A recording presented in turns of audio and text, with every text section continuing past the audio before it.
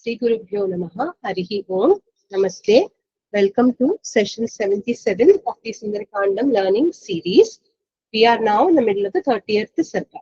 Here, Hanuman, who was hearing the threats of Ravana, the Rakshasis, and then who was hearing Sita's words of lamentation, and then who saw her resolve to end her life, decided that he must now act. He is now very, very clear in his mind that the lady under the Shimshupa tree is none else but Sita Mata. No doubts. Sita Mata herself has reinforced that knowledge very clearly with all the references that she has made in the previous Sarga. Okay. And the Rakshasi's threats, Rama's expectations of a reply from Hanuman about Sita Mata's welfare and Sita Mata's condition all prompted him to want to speak to Sita Mata and reassure her.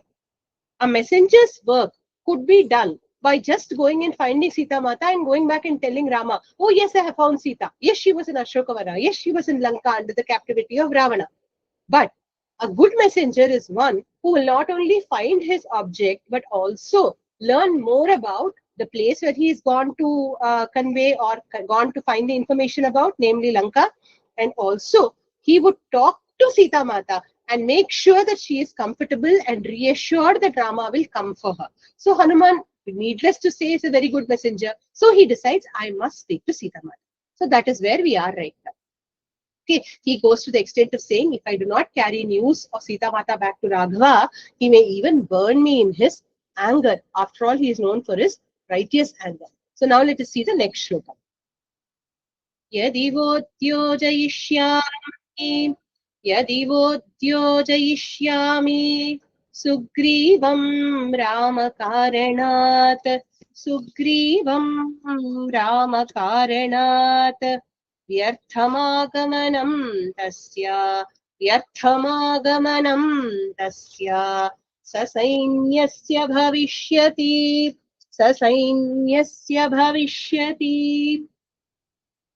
Yadivotyo jayishyami Sugrivam Ramakaranat Yadivotyo jayishyami Sugrivam Ramakaranat Vyartham Agamanam tasya Sasainyasya bhavishyati Vyarthamaagamanam tasya Sasainyasya bhavishyati. Together. Yadivotyo jayishyami Sugrivam Ramakaranat Vyarthamaagamanam tasya Sasainyasya bhavishyati. Bhavishyati, verb. It will be. What will be?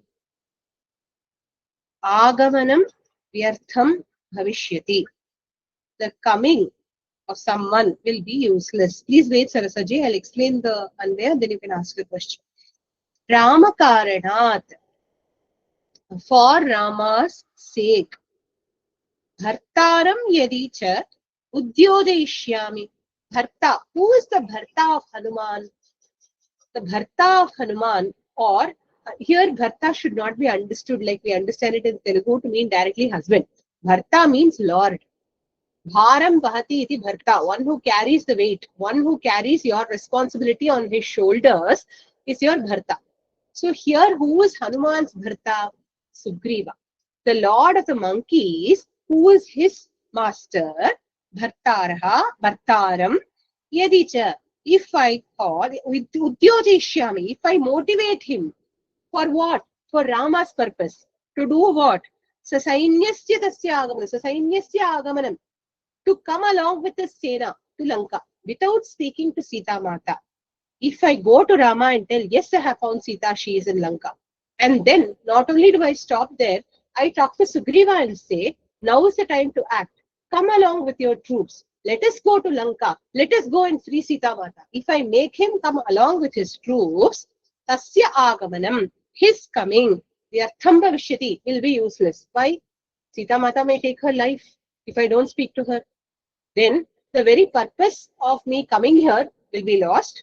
And on top of it, if I take one more action of bringing Sugriva along with his army, even that will be a futile effort. I hope the meaning is clear. Yeah, Sarasaji, why was your hand raised? Please ask. No, in my book, it's Sugrivam is not there. In that, is Bhartaram is there. That's why I've raised. Everyone said, oh, Sugrivam is Bhartaram. Oh, I started explaining the meaning with Bhartaram only, no? Actually, Sugri, because I wanted to point out, yes, thank you. yeah. I wanted to point out that in most Patakramas, it is Bhartaram only, not Sugrivam. In Giri book, it is Sugrivam, very clear. In most other books, Gita Press and in Govindraja commentary and all, it is Bhartaram only. And I went and took that and added it, meaning to mention it along with Sugrivam. But I forgot and I just told Bhartaram. Thank you for pointing it. Thank So, you. Sugrivam, if I motivate Sugriva, then the So meaning is we, very straightforward. yeah, madam. So we can say Sugrivam also, or we have to say Bhartaram only as reciting. Actually speaking, if you're going to recite with the entire group, just go as per the same thing which is seen in the screen. Okay. Okay. If you're going to chant at home, please do as per your book. Okay. Sundarakandam is very vast. You don't have to, word correct every sentence or every word. Something if I feel is very needed, I'll tell you myself, you can make the correction. Okay, madam. Thank you. Thank you. Thank you.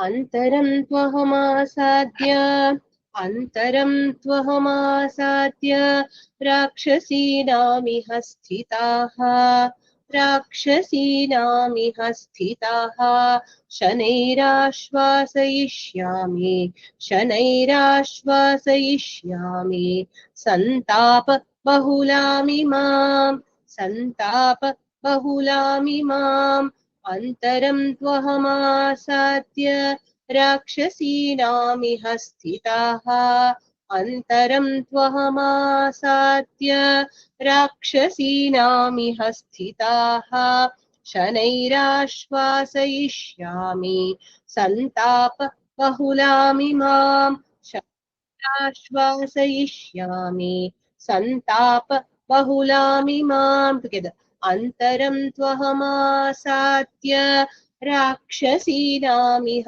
स्थिताः शनैराश्वासयिष्यामि सन्ताप बहुलामिमाम् आश्वासयिष्यामि I will comfort. That is the verb.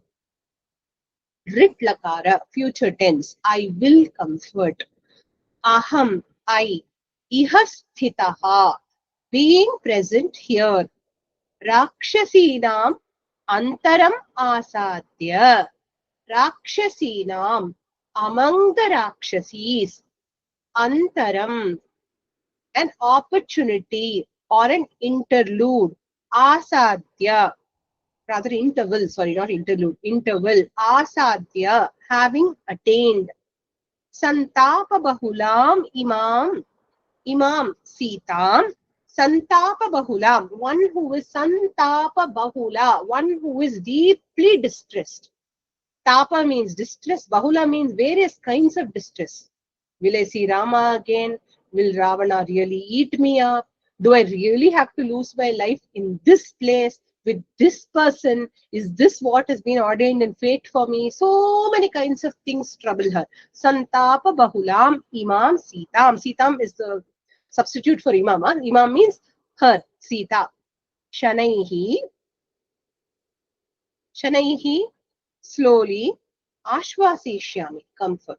So the main thing that is stopping him from directly opening his mouth and talking to Sita, apart from how will he be, apart from the doubt about how will he be received by her, is also the fact that the Rakshasis are present there.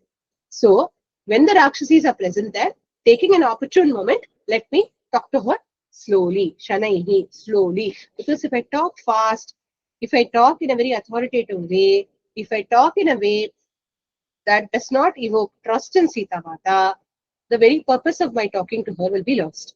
So, Shanaihi Ashwasyami. I will slowly, carefully, in a planned way, comfort her.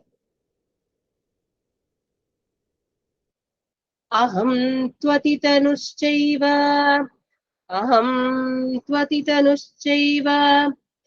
वानरश्च विशेषतः वानरश्च विशेषतः वाचं चोदाहरिष्यामि वाचं चोदाहरिष्यामि मानुषीमिह संस्कृता मानुषीम् इह संस्कृताम् अहं त्वतितनुश्चैव वानरश्च विशेषताः अहं त्वतितनुश्चैव वानरश्च विशेषताः वाचं चोदाहरिष्यामि मानुषीमिह संस्कृताम् वाचं चोदाहरिष्यामि मानुषीमिह संस्कृताम् अहं त्वतितनुश्चैव वानरश्च विशेषताः वाचं चोदाहरिष्यामि मानुषीमिह संस्कृताम् उदाहरिष्यामि. Udaharishyami does not mean I will give an example. Udaharanam na. Udaharishyami means I will adopt. I will take on. Okay. What will I take on? Aham tu. I, however, atitanuscha. Atitanuscha visheshataha vanarascha. Atitanuhu. Tanuhu means form, body. Atitanuhu here refers to very small body. Visheshataha, specially of Vanaraha, of a monkey. So retaining my monkey form, but of a very, very small size. Why small? Two reasons. One is so as to not scare Sita Mata, and two, so as to not be noticed by the Rakshasas. So, with an extremely small monkey form, Iha, here, Sanskritam Manushim Vacham Cha Udaharishyami. I will adopt Sanskritam, cultured. The word Sanskrit itself means that which is cultured. Okay, that which has a certain way. Okay, which is why Sanskritam we call Deva Bhasha also, right? So Sanskrita means that which is cultured. In a cultured language, Tilaka says Vyakarana Sanskaravatiin. So with the correct grammar usage, apt usage, Manushim Vacham, human language. Sanskrita is known as Deva Bhasha, no doubt, but even among the learned, among the human beings who are learned, Sanskrit was a very, very common and standard language of those times. So I will adopt the cultured human language of Sanskrit. The Deva Bhasha of Sanskrit would be even more refined. Okay, she, although appears like a Devi, she is a mortal princess as he sees her. So he decides to speak in the language of royalty, which is cultured Sanskrit. Okay, Manushim Vacham cha. Iha Sanskrita Manushim Vacham. Iha does not refer to Lankayam, but Iha refers to Ayodhyam, Mithilayam, Iha Bharatavashe. In this place where Sita Mata has come from, that language I will adopt. Is it clear? So this is what Hanuman decides. I will not speak in a what do you call? I will not, there is also another language spoken about by common people. Okay, the Prakrita Bhasha, right? That Bhasha he is not saying he will speak. Here he is saying he will speak the refined language of royalty, namely Sanskrit.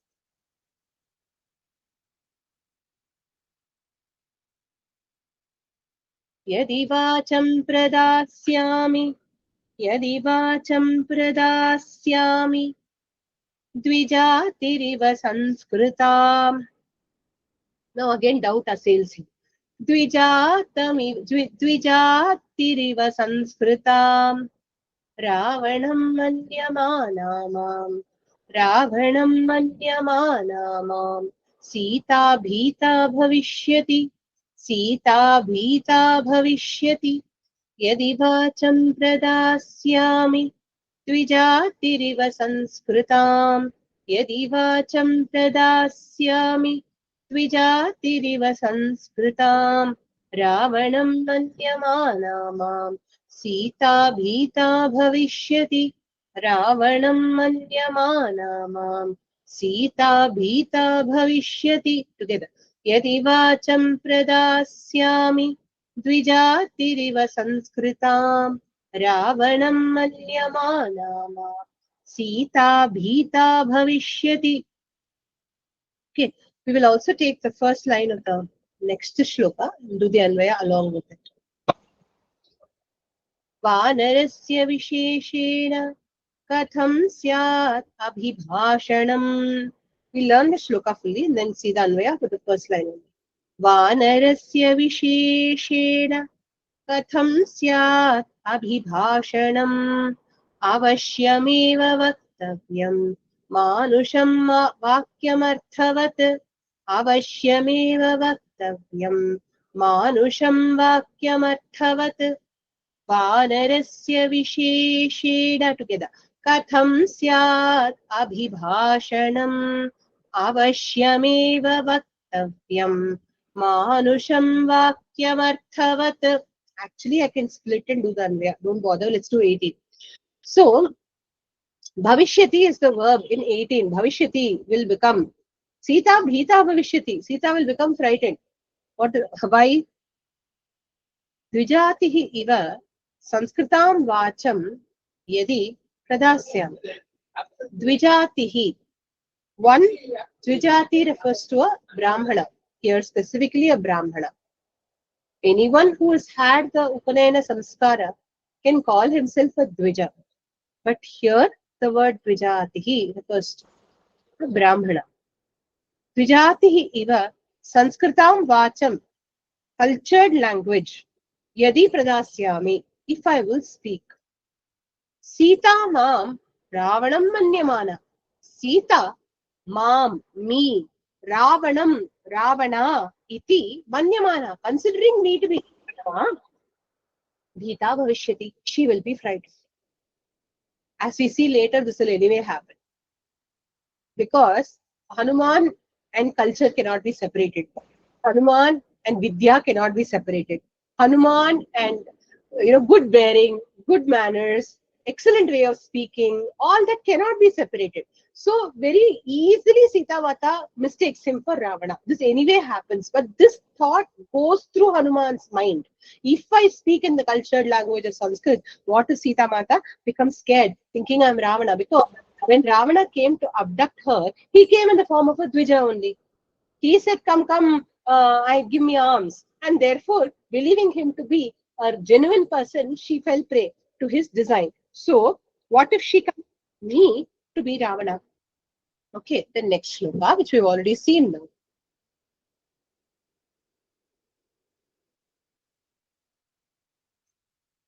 विशेषेण वानरस्य कथम् अभिभाषणं स्यात्. विशेषेण, in a specific way, वानरस्य, of the vanaras, अभिभाषणं कथं स्यात्. How will a vanara's conversation be? How is a vanara supposed to speak? If a monkey was to speak in monkey language, would it be understood by a human being? No. So, what should be the special language of a monkey, he thinks. So, he says, Avashyameva manusham vakyam arthavat vakyam vaktavyam. Avashyameva, definitely. Vakyam, arthavat manusham vakyam. Meaningful human words. Vaktavyam, I must speak. Okay, there is no other way. I must speak in human language. I cannot speak in monkey language. So what should I speak? There's a question going through his mind. Maya santvayitum shakya. Maya santvayitum shakya. Nanyatheyamanindita. Nanyatheyamanindita. Seyamalokyame rupam. सेयमालोक्यमे रूपम् जानकी भाषितं तथा जानकी भाषितं तथा रक्षोभिस्त्रासिता पूर्वम् रक्षोभिस्त्रासिता पूर्वम् भूयस्त्रासं गमिष्यति भूयस्त्रासं गमिष्यति मया सान्त्वयितुं शक्या नान्यथेयमनिन्दिता मया शान्तयितुं शक्या नान्यथेयमनिन्दिता सेयमालोक्य मे रूपं जानकी भाषितं तथा सेयमालोक्य मे रूपं जानकी भाषितं तथा रक्षोभिस्त्रासिता पूर्वं भूयस्त्रासं गमिष्यति रक्षोभिस्त्रासिता पूर्वं भूयस्त्रासं गमिष्यति टुगेदर मया सान्त्वयितुं शक्या नान्यथेयमनिन्दिता सेयमालोक्य मे रूपं जानकी भाषितं तथा रक्षोभिस्त्रासिता पूर्वं भूयस्त्रासं गमिष्यति मया by me अन्यथा सान्त्वयितुं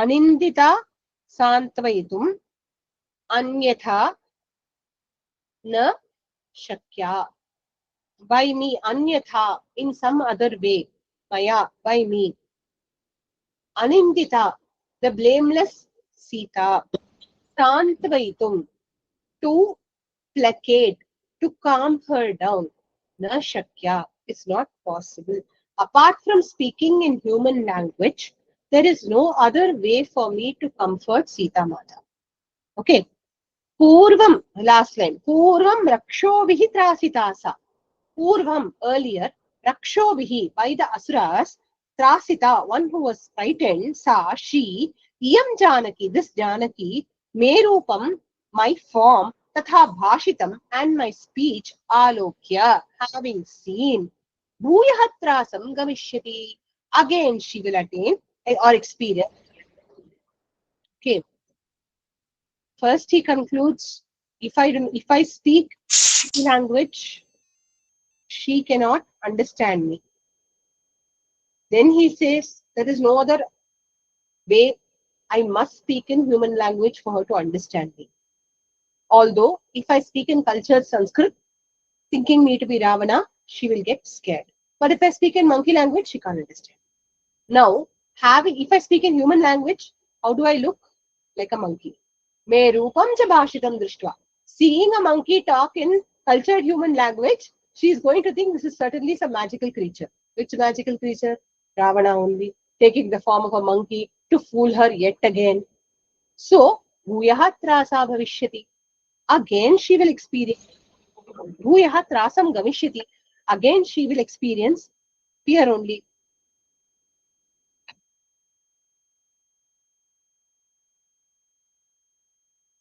ततो जात परित्रासा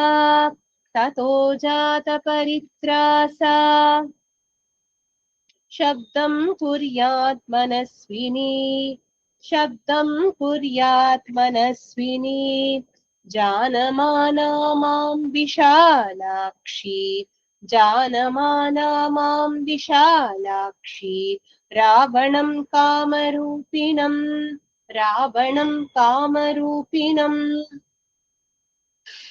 ततो जात परित्रासा शब्दं कुर्यात् मनस्विनी ततो जात परित्रासा शब्दं कुर्यात् मनस्विनी जानमाना मां विशालाक्षी रावणं कामरूपिणम् जानमाना मां विशालाक्षी रावणं कामरूपिणम् together ततो जात परित्रासा तं कुर्यात् मनस्विनी जानमाना मां विशालाक्षी रावणं कामरूपिणम् कुर्यात् may do tataha then manaswini means here sensitive lady one who is very very sensitive vishalakshi one with wide eyes Maan Kamarupinam Ravanam Janamana, knowing me to be Ravana who can take any form at will. Kamarupinaha means what? One who can take any form that he desires. Okay. Kamarupinam Ravanam Janamana. Knowing me to be Ravana. Jata Paritrasa. Jata Paritrasa. One in whom fear has taken root. One in whom fear has dawned. Such a person, Shabdam Kuriyat, may emit or may shout out loudly. Thinking me to be Ravana, what if she shouts? The Rakshasis will come running. No. Okay.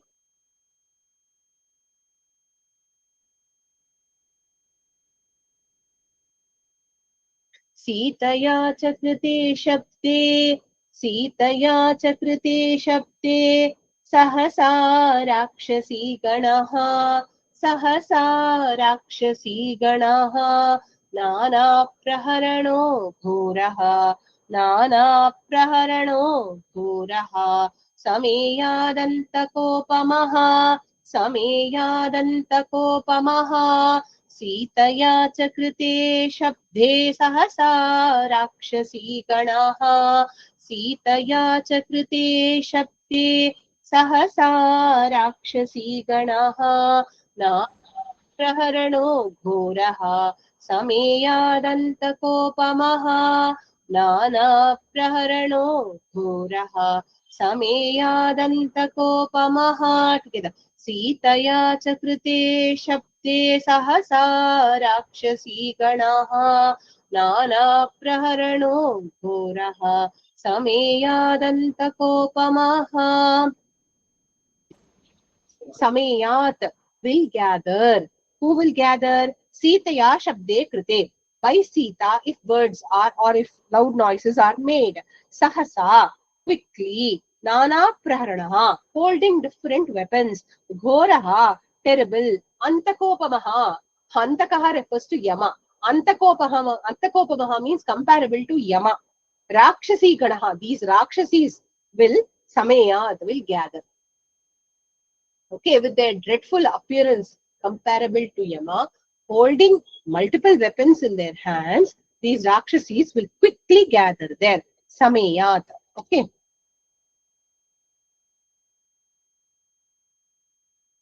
Tato samparikshipya. Rajesh, do you have a question? Ma'am, you said something about Yama, ma'am. I just missed it. Antakopama means Antaka Upama. Antakasya Upama. Like Antaka. Who's Antaka? Yama. So, who's compared to Antakopama? Who's compared to Antaka? The Rakshasi. Ravana. No, Rakshasi Gana, not Ravana. The Rakshasi Gana. Okay. Rakshasi Ganaha is in Ekavachana. That is a Antakopamaha is also in Ekavachana. Pulling Ganaha. Word is not Rakshasyaha, it is Rakshasi Ganaha.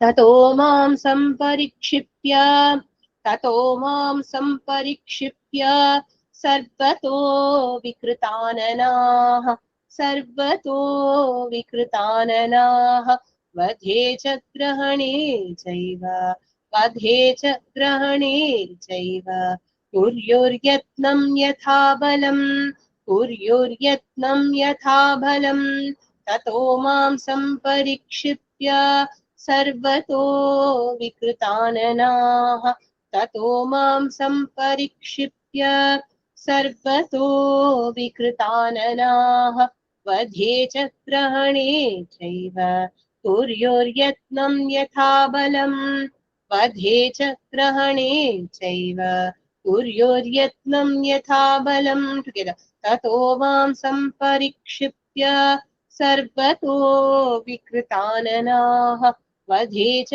ग्रहणे चैव कुर्योर्यत्नं यथा बलं वधे च ग्रहणे चैव कुर्योर्यत्नं यथा बलं together ततो मां सम्परिक्षिप्य सर्वतो विकृताननाः वधे च ग्रहणे चैव कुर्योर्यत्नं यथा बलम्. Kuryuho will make, will do. Tataha, then. Vikritananaha, women with hideous faces. Okay. Mam, me. Sarvataha samparikshipya, surrounding me in all sides, throwing me down. Vadhe cha grahane chaiva, to kill and to capture. Yatha balam yaktam kuryahu, to the best of their ability, they will make an effort. These Rakshasi women surrounding me from all sides will throw me down and will try to kill me and to overpower me. Okay. Later, he himself shows his balam in front of the same Rakshasi Ganas. But now, the reason for his hesitation is that the trust has not been built in Sita Mata yet. Without that happening, he fails as a Duta. So he fails as a Bhakta. So he needs Jagan Mata to notice him, to believe that he is indeed Ramaduta, and to have faith that Rama will return for her. Without that happening, if the contingency happens that the Rakshasis find him out and they attack him also, he believes that they may even succeed in capturing him.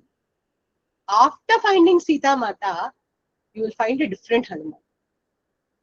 The same Hanuman who was scared of being captured by the Rakshasis, who was not scared exactly, but who had these doubts. This is what happens to us, no? When we want to do something important or good or needed. A lot of these ifs and buts torment us.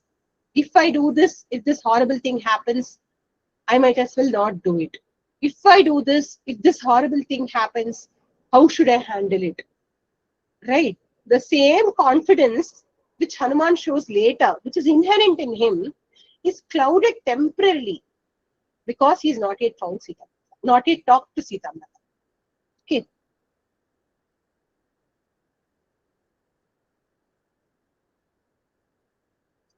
Tammam shakha prashakascha, tammam shakha prashakascha, skandhanschottama shakhinam,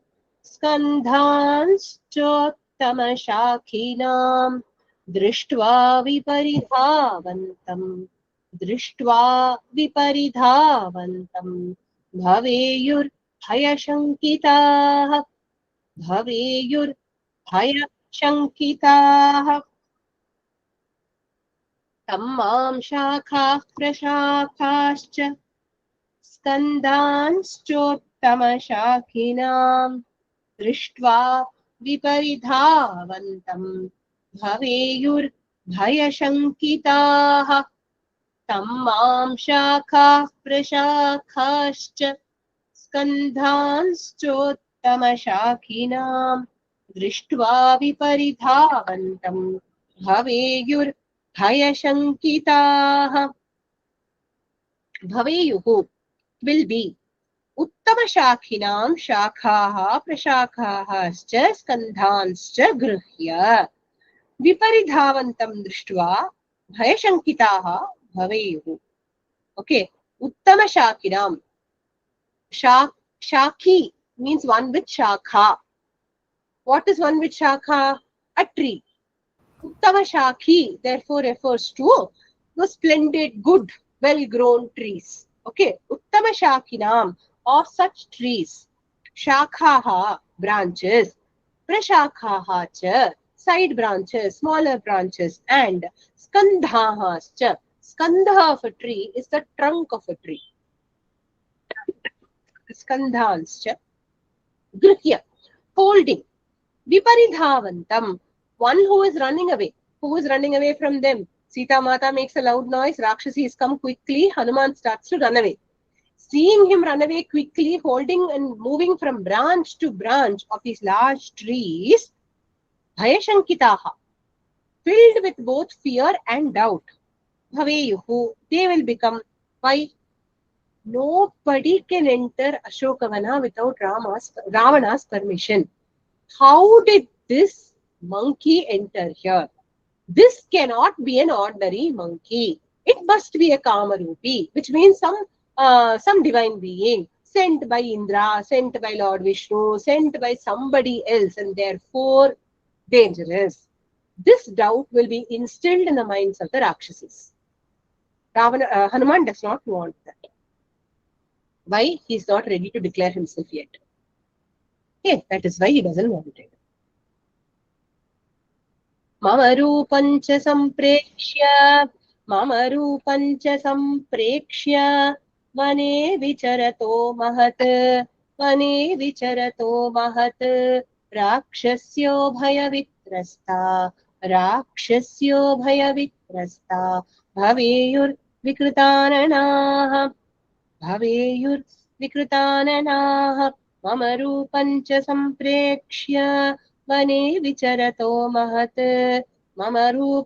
सम्प्रेक्ष्य वने विचरतो महत् राक्षस्यो भयवित्रस्ता भवेयुर्विकृताननाः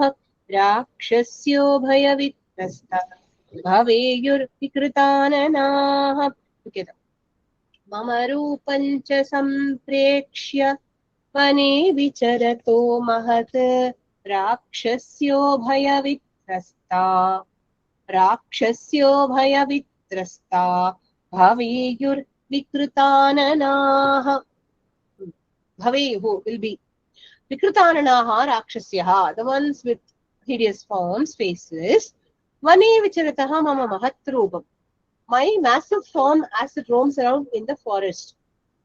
Sampreksha, seeing it.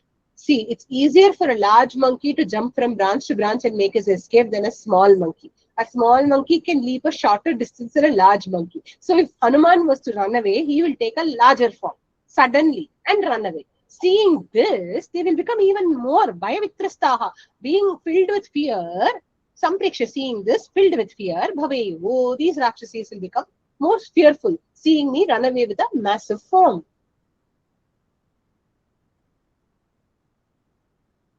Tatah kuryuh samahvanam rakshasyo rakshasamapi rakshasendra niyuktanam rakshasendra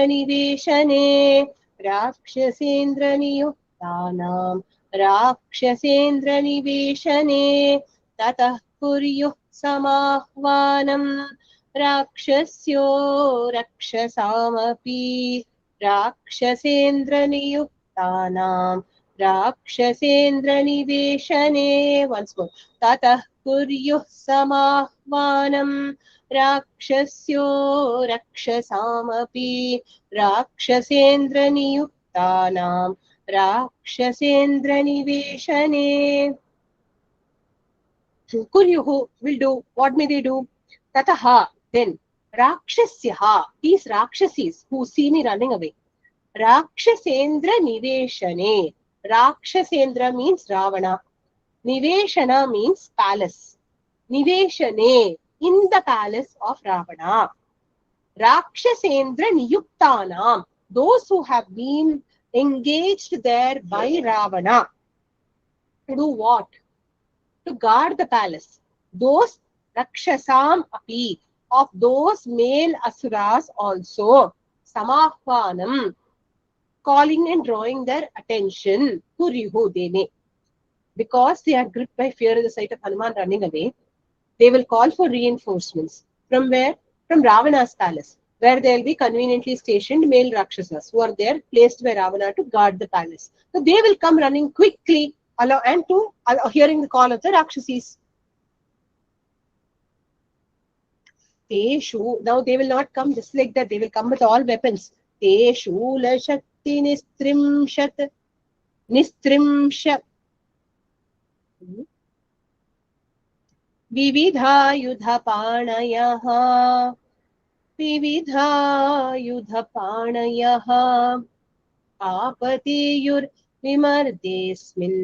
Apatiyur Vimardesmin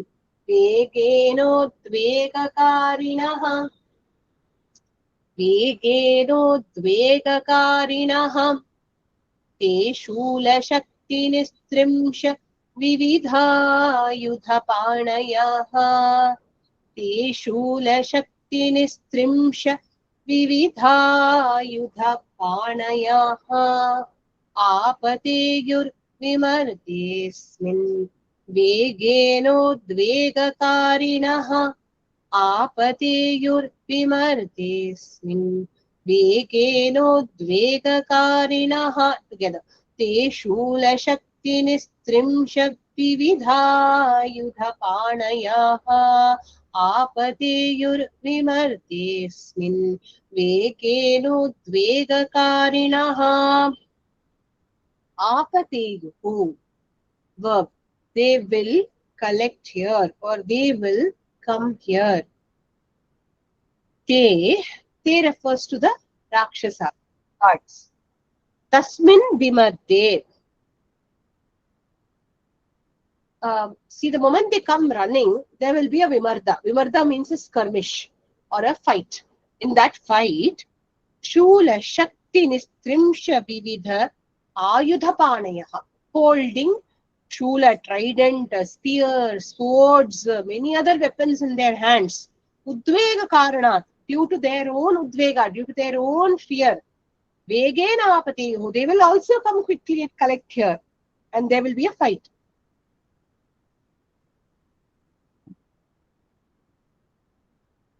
संरुद्धस्तैस्तु परितो विधमन् रक्षसाम्बलम्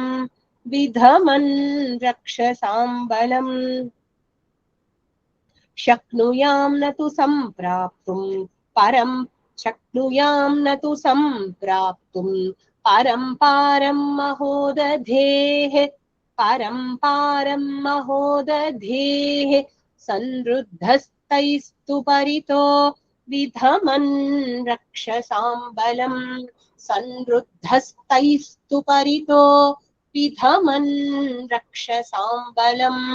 शक्नुयां न तु सम्प्राप्तुं परं पारं महोदधेः शक्नुयां न तु सम्प्राप्तुं परं पारं महोदधेः संरुद्धस्तैस्तु परितो विधमन् रक्षसाम्बलम् शक्नुयां न तु सम्प्राप्तुं परं पारं महोदधेः शक्नुयां विधिलिङ्ग्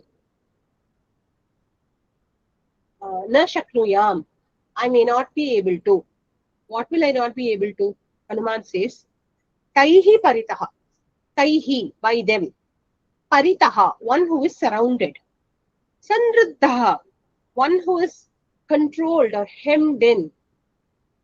Rakshasam balam, by the of the Asura's power or by the Asura army. Vidhaman, while subduing. Mahodadehe paramparam sampraptum na shaktiyam. Mahodadehe, of the great ocean. Paramparam, other side. Sampraptum, to attain. Na shaknuyam, I may not be able to. If I get into a fight with the Rakshasas and they control me and make me weak, then I may not have the strength to cross over to the other side. This is one meaning. Another meaning given by Anantarama Dikshitar in his discourses is Taihi paritaha sandruddhaha rakshasam balam vidhaman. Hanuman may defeat the Rakshasas who surround him, but in the skirmish that follows, anyway in the Rakshasas' eyes, Sita Mata is a lost cause. Ravana has almost given up on her. Without being careful, if they kill Sita Mata in the process of the fight with Hanuman, then paramparam sampraptum na shakniyam. Even if I cross to the other side, it is futile. So that is how he takes the meaning. Okay, if Sita Mata is killed, my crossing over to the other side is a wasted effort. If I become weak because of being controlled by the Rakshasas, I may not be able to physically cross over to the other side. That is a literal meaning.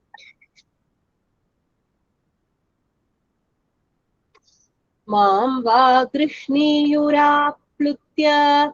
Mam va grishniyuraplutya.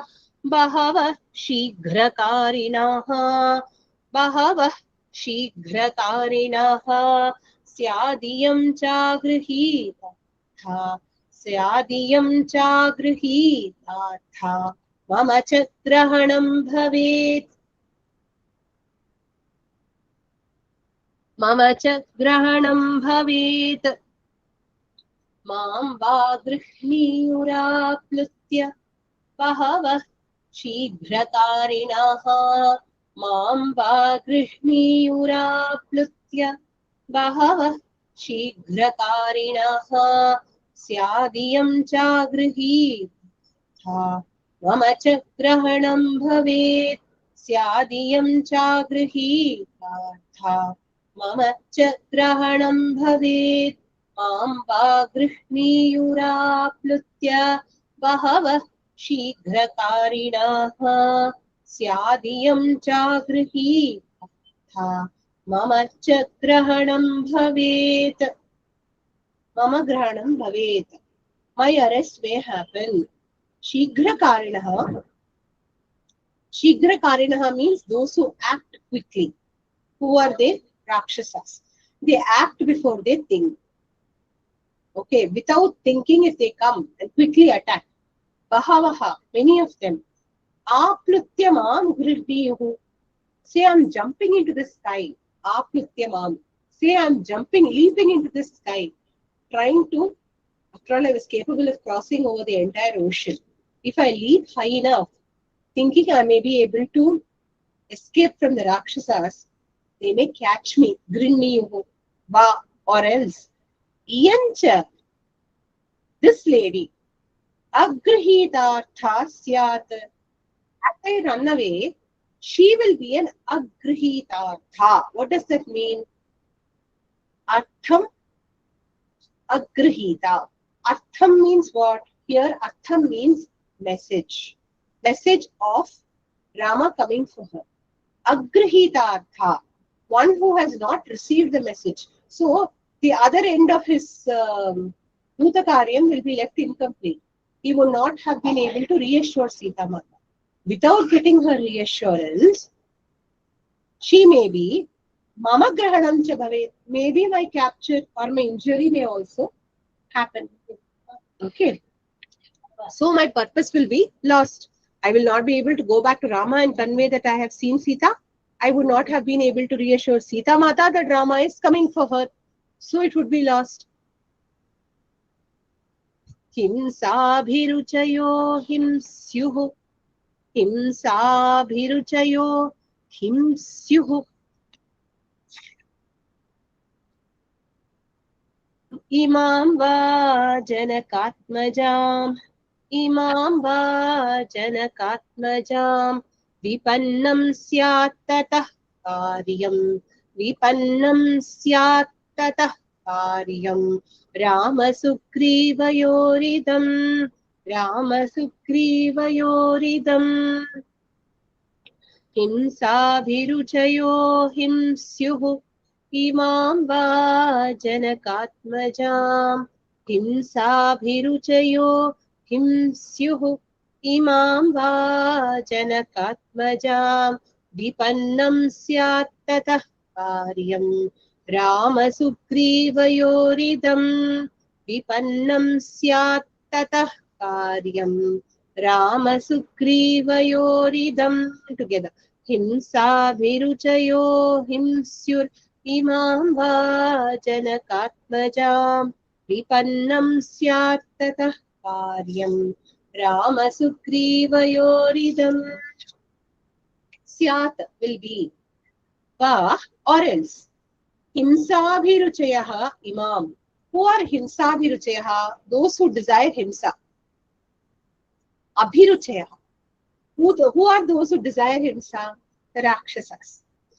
Imam, her. Janakatmajam, Sitam. Himsyuhu, they may harm her. Tataha, then. Rama Sugrivayoho idam karyam. Rama and Sugriva's this work, Vipannam Syat, will be a failure. If desirous of inflicting violence, these Rakshasas harm Sita Mata, then Rama and Sugriva's work will become futile. Same meaning.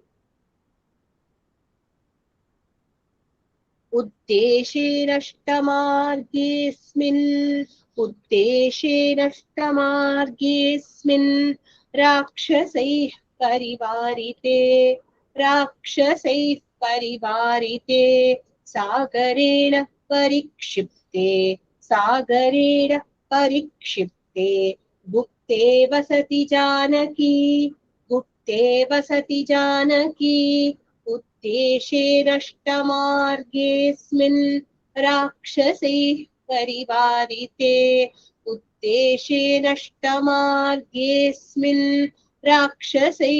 परिवारिते सागरेण परिक्षिप्ते गुप्ते वसति Janaki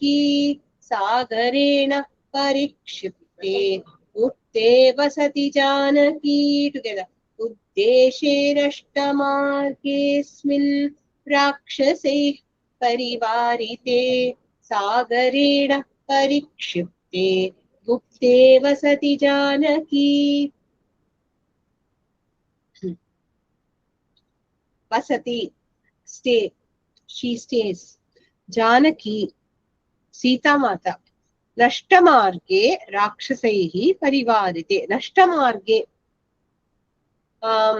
in a very hidden place. Rakshasaihi Parivarite, surrounded by the Rakshasas. Sagarena Parikshipte, surrounded by the mighty ocean. Gupte, in a secret place. Asmin Uddeshe Vasati, in this place or in this area she is living. Okay, so this will not be known to Rama and Sugriva. Previous shlokas say you have to do the Anvaya. Why suddenly are we talking about Sita Mata being in a hidden location, surrounded by Rakshasis, so in a place which is heavily guarded? Reason why we are talking about it here is to link with the previous shloka. What does the previous shloka say? Rama Sugrivayoho idam karyam vipannam syat. Why will Rama Sugriva's work why will it become a waste? Because they will not know where Sita Mata is hidden. So their work will become waste. Because he will not be able to go back and report. I hope it's clear. If it's not clear, please ask me. I'll explain it again. This shloka merely talks about Sita Mata. Excuse me, ma'am. Ma'am, Parivarite and Parikshipte both mean surrounded, ma'am. Okay, where did I use both the words is Paryayavachi? Yeah, both mean the same. Parivarite, Parikshipte. Oh, yeah, both mean the same. Parikshipte means far off place. Parivarite means surrounded. Sorry. Parikshipte means very far off. Kship dhatu, kshepana, to throw. Parikshipte, as if she is thrown far off.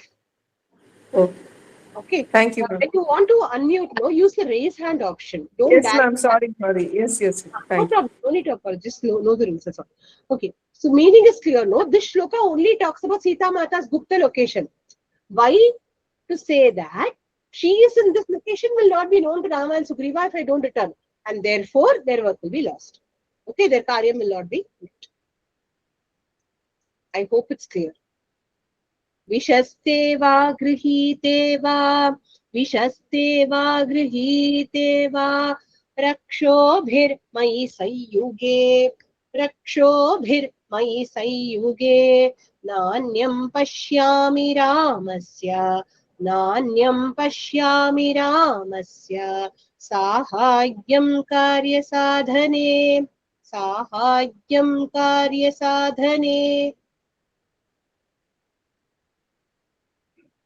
Vishaste va grihite va rakshobhir mai sayyuge nanyam pashyami ramasya sahagyam karya sadhane. Na pashyami, I will not see. Mai sayyuge rakshobhihi vishaste va grihite va mai vishesaptami mean sayyuge in a battle rakshobhihi by the Rakshasas. Vishasteva, if I was killed. Grihiteva, or if I were captured. Ramasya karya sadhane, in Rama's accomplishment of his tasks, Anyam Sahayam na pashyami, any other recourse I do not see. Here, Hanuman is showing an excellent quality. I'll again repeat the meaning and then I'll explain. He says, if in a battle I am captured or killed by the Rakshasas, I don't see any other way in which Rama's work can be done. He is not saying, if in a battle with these Rakshasas, I am captured or killed, my life will be lost. All he bothers about is Rama's karyam will not be done. It is exactly for this reason that Lord Rama chose him to be his Duta. It is exactly for this reason that Sita Mata shows her anugraha to Hanuman. The quality of placing others before the self. Not just others in general, but the one to whom we owe the most loyalty. Not Sugriva here. Note, not the one who is giving him his daily bread, but his real Lord and Master, Rama. Hanuman has an excellent relationship with both Sugriva and Rama. With Sugriva as an Amatya or a minister. There is also the story that it is a promise made by Hanuman that he will fulfill his, because any Vidya has to be taken with Dakshina. Correct? So, otherwise the Vidya will not have any phalan. Correct? So, Hanuman asked his Guru, Surya, please give me an idea of what Dakshina I must pay you. Surya Bhagavan said, no, what do I need? I'm the Lord and Master of the world. I roam around. I don't need anything. And sent him off. Hanuman said, no, there must be something that I must be able to do for you. Otherwise, my Vidya will be futile. So, he said, my son Sugriva is there. Sugriva is Surya Putra. Okay, my son Sugriva is there. Go, serve him, help him in whatever way you can. And that way, you will discharge your obligation to me.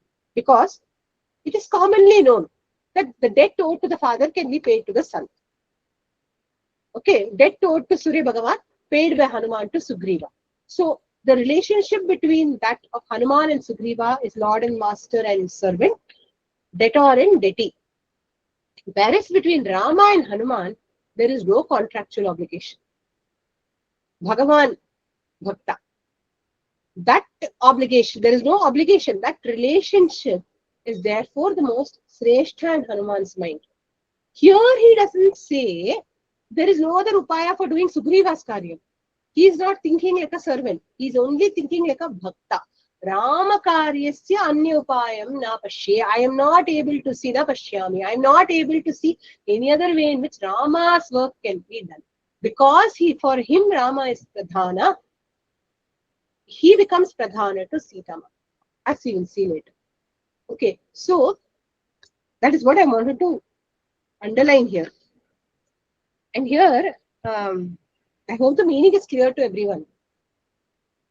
Okay, yeah. Those who know grammar, Mayi Sayuge, one kind of Saptami. Karya Sadhane, another kind of Saptami. Vishasteva, Grihiteva, another kind of Saptami. Vishaya, Adhikarana, Sati Saptami. All three are covered. Okay. So one nice textbook example, if you want, those of you who teach grammar, if you want to teach grammar to a student and you want to illustrate all the three Saptamis, you can take this shloka from Ramayana and say, see, all the three are there. Identify which one is Vishaya, which one is Adhikarana, which one is Sati Saptami. Okay. So now we go to the next shloka.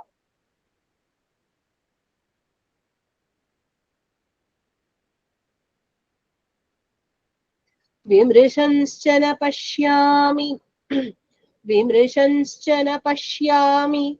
Yohate mai vanaraha. Yohate mai vanaraha. Shatayojana vistirnam. Shatayojana vistirnam. Langhayeta mahodadhim. Langhayeta mahodadhim.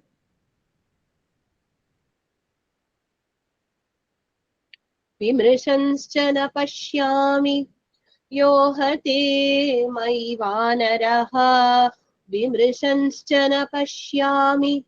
यो हते मयि वानरः शतयोजनविस्तीर्णं लङ्घयेत महोदधिं शतयोजनविस्तीर्णं लङ्घयेत महोदधिं together विमृशंश्च न पश्यामि यो हते मयि वानरः विमृशंश्च न पश्यामि यो हते मयि वानरः शतयोजनविस्तीर्णं लङ्घयेत महोदधिं शतयोजनविस्तीर्णं लङ्घयेत महोदधिं टुगेदर विमृशंश्च न पश्यामि यो हते मयि वानरः शतयोजनविस्तीर्णं लङ्घयेत महोदधिं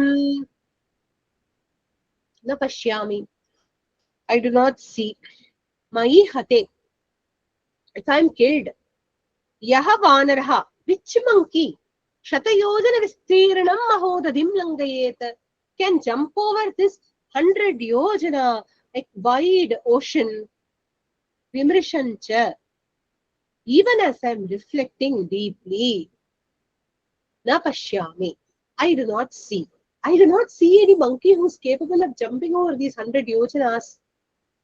So I am actually a valuable pawn in this game. I must not sacrifice myself yet. This is how Hanuman is thinking. Okay, if I sacrifice myself, no other person can do this Rama's work. No other monkey can jump over 100 yojanas. These monkeys at the ocean bank, no ocean shores, know that Sita Mata is there in Lanka because Sampati has told them. If I don't return, they will give up their lives. Okay, if I don't return, not even one monkey will try to leap over simply because they may not be able to leap over. Then what will happen to Rama's work?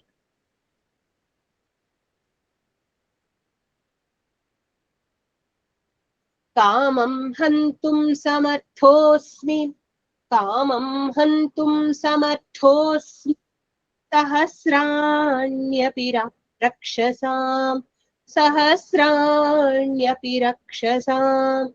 न तु शक्ष्यामि सम्प्राप्तुं न तु शक्ष्यामि सम्प्राप्तुं परं पारं महोदधेः परं पारं महोदधेः कामं हन्तुं समर्थोऽस्मि सहस्राण्यपि रक्षसां कामं हन्तुं समर्थोऽस्मि सहस्राण्यपि रक्षसां न तु शक्ष्यामि सम्प्राप्तुं परं पारं महोदधेः न तु शक्ष्यामि सम्प्राप्तुं परं पारं महोदधेः कामं हन्तुं समर्थोऽस्मि सहस्राण्यपि रक्षसां न तु शक्ष्यामि सम्प्राप्तुं परं पारं महोदधेः न शक्ष्यामि. I will not be able to. Rakshasam sahasrani api. Of the Rakshasas, even 1,000 of them. Hantum samarthaha asmi. Hantum, to kill. Samarthaha, capable. Asmi, I am. I am capable of killing 1,000 Rakshasas also. Kamam.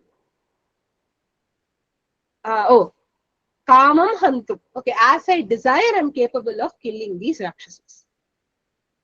Tu mahodadehe param param praptum na shakshyami. After killing these 1,000 Rakshasas, mahodadehe param param, of the great ocean, its other side. Sampraptum, to attain. Na shakshyami, I will not be able to. So after, there are two ways in which we can interpret this shloka. Traditional commentators say, after killing these 1,000 Rakshasas, as I may do so at my will and desire, I may not have the strength to cross over to the other side. Literal meaning is what they say. But we must reflect. Later we will see Hanuman doing the same thing, killing 1,000 Rakshasas and crossing over to the other side. What is the difference in Hanuman here and Hanuman there? Sita Anugraha. That's all. Right? And now, Another meaning, which one commentator specifically points out, is in the process of killing 1,000 Rakshasas, if revenge is wreaked by them by killing Sita Mata, then for me to cross over to the other side becomes futile. That is what is the intent here, says one.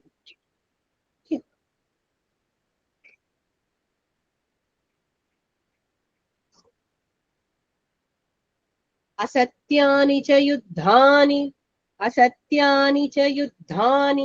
संशयो मे न रोचते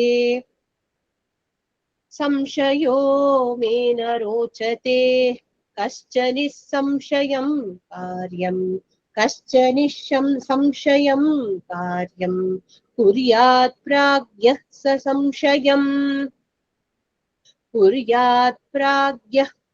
संशयम् असत्यानि च युद्धानि संशयो मे न रोचते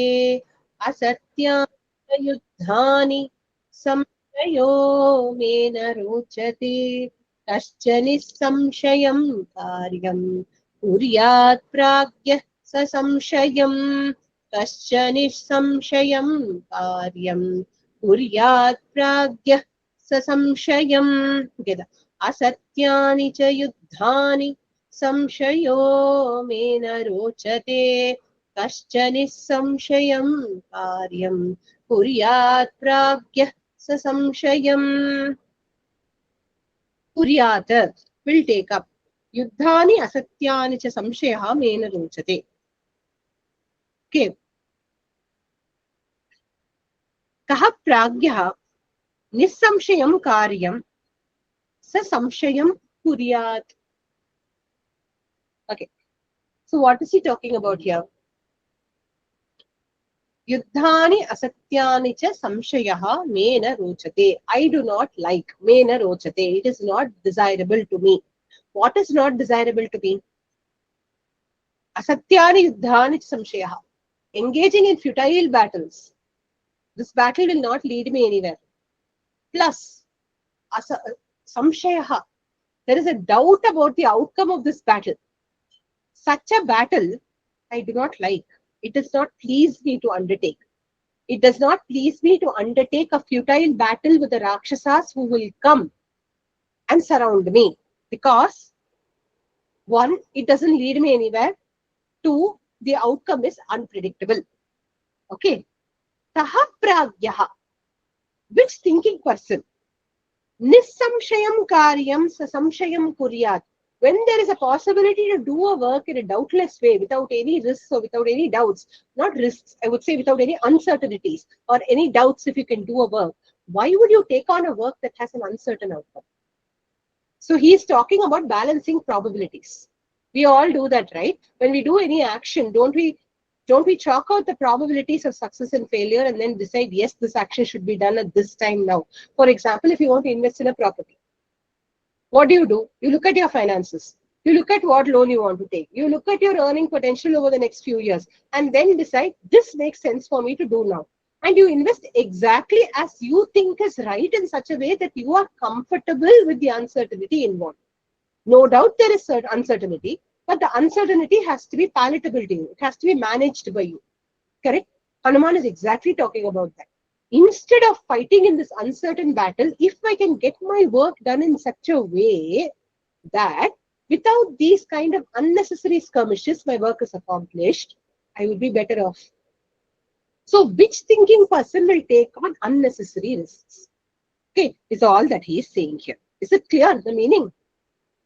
So samshayam karyam nissamshayam karyam kaha pragyah kuryat. Which pragyah, which intelligent person will take on unnecessary risks? Okay.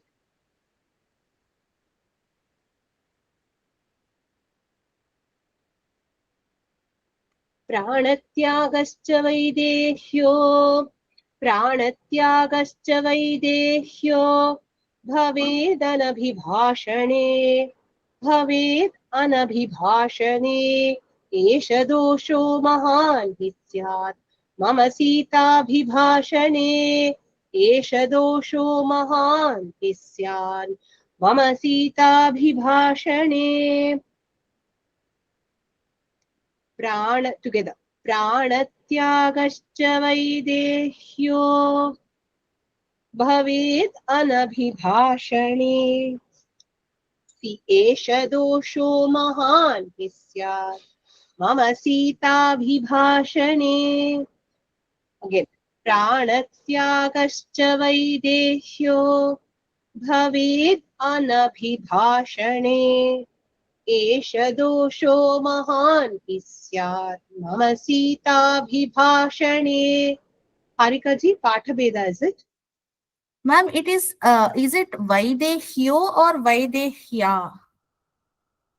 Vaidehyaha. Vaidehyaha. Correct. Please correct it. Vaidehyo doesn't make sense because Vaidehyaha would imply a Pullinga Padam. So it has to be Vaidehyaha. Then even in the chanting guide, please note. Please correct it to Vaidehyaha in your Giri book also. See, things like that we must correct.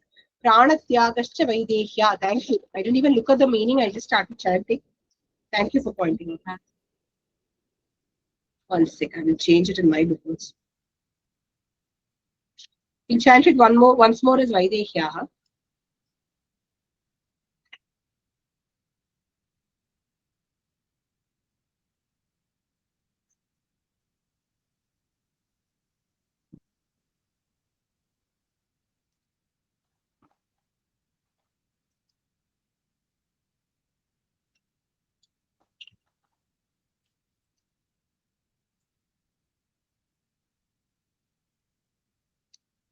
प्राणत्यागश्च वैदेह्याः भवेद् अनभिभाषणे एष दोषो महान् हि स्यात् मम सीताभिभाषणे.